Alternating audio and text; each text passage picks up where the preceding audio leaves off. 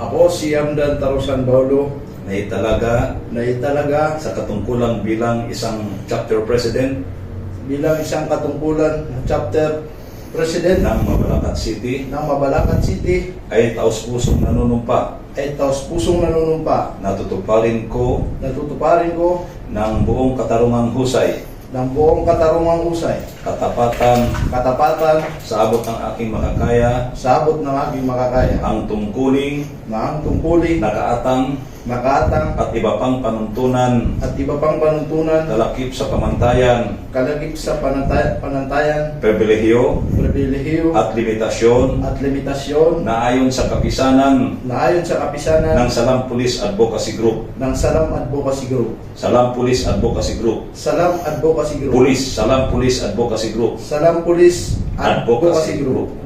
Kapitbisig Kapitbisig sa Pambansang Pulisya ng Pilipinas, sa Pambansang Pulisya ng Pilipinas, aking ipinapangako ang aking pinapangako na magsisikap na magsisikap upang maisakatuparan upang may ang sakatuparan hangaring ang hangarin ng institusyong ito.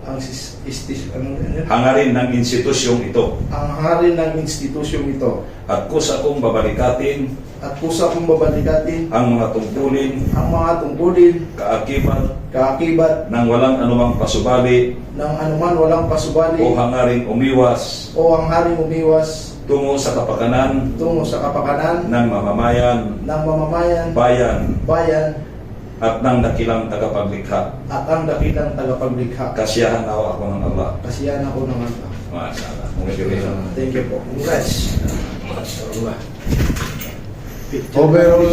Overall presidential